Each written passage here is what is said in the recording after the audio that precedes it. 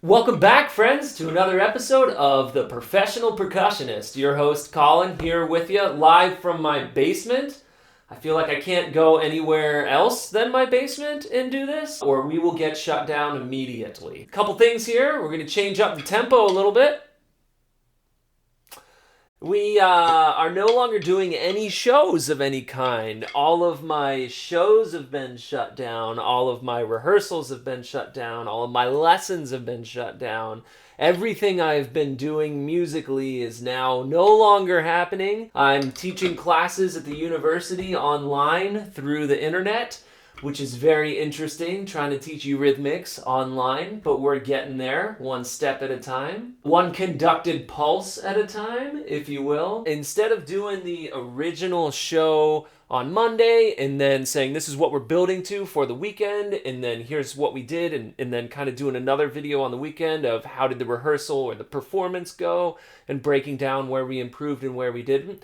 What we're going to do is we're actually going to start a second episode on Thursday called Build Your Inventory episode. And we'll go over all the different instruments that I have in my collection that I've made for better or for worse and how you can make those so you can start building up all that stuff that you're going to need so that when we get out of this and the gigs start flowing again, you're not going to have to spend a lot of your money on some stuff that might be coming up in your way. I also have a couple projects that I'm building towards, and as those get better and more fleshed out, we'll probably start hammering those, but I'm not really sure the timeline. I don't think we can turn them in a week like we used to. This week, though, full disclosure, practice habits, we got to get really on it and get our hours in because on Friday, the long-awaited Final Fantasy VII Remake comes out, and I've been waiting since probably about 8th, 9th grade for them to remake that game ever since I played it through the first time. That's definitely going to kill some of our week there. You know, and kids and family and job and all that stuff.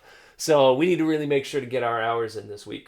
So for this week, for our practice play along, what we're going to do when we don't really have a lot of things to practice for, we always go back to what I learned in my good old college days was build up your roll. You can always have a better roll, no matter how good it is. And odds are, if you're going to get a gig, you're going to have to play a snare drum roll on that gig. You know, normally I don't play much snare drum unless I get a gig for it, and then I got to practice a ton for it, and I build that up. So my chops might be a tad bit rusty as of right now.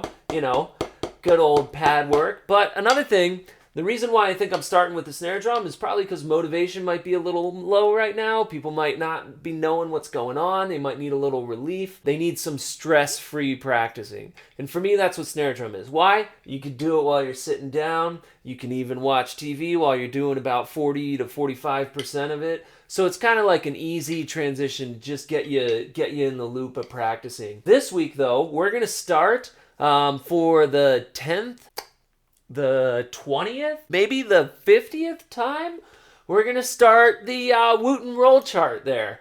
So I don't even need to look it up. It's 112 for 2 minutes on your double stroke roll, and then it's 104 for 2 minutes on your sextuplet. So the way we do it's a little different though. We don't just play it one and done.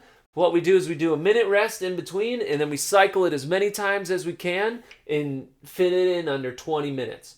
So that means for this one, it's going to be 6 minutes total, 4 minutes of playing, 2 minutes rest. So we'll be able to get that in 3 times. And since I'm hopefully working on a project right now that's going to require me to play traditional, even though I started band in 9th grade playing the tenor drums, so I never learned how to play traditional. So we're going to start to build up those chops there.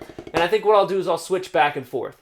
So I'll do match, traditional match, and the next day traditional match, traditional. What else are we going to do other than learn a completely new technique that we've never done before? We got time, right? Then the next one that I'm going to be doing is I'm going to go back to good old 3 camps. And what we're going to do is we're going to run down those 3 camps. What I mean by run down, we're going to start a little high up. I'm going to start at 120 BPM. My warm-up is going to be the Wooten Roll Chart, and then we're going to 120, and we'll notch it up 5 BPM every single time we play through that. So then it'll go 120, 125, 130, and we'll try to max out, see how high we can go. I know it's just double stroke roll, but I really feel like getting that double stroke roll and being able to play relaxed and getting this motion down quickly is definitely going to bleed into our triple bounce and buzz roll. So those are the 2 things that I'm going to be doing to work on my buzz roll. Well, 3? No. 2. Yep, and I also, like I said, I do have a piece that I'm learning, and we'll have more on this in a little bit. But I think it's if you want to do the piece challenge with me, where we learn it together, and then post some videos of where we're at. This one is tap oratory, not oratorio, tap oratory. Yep, I can read music, just not English. Tap Oratory, it's by Casey Cangelosi.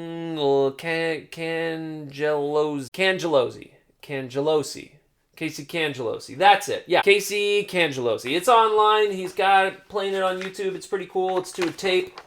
You know, we're going to be doing some stuff like this. It'll be a ton of fun.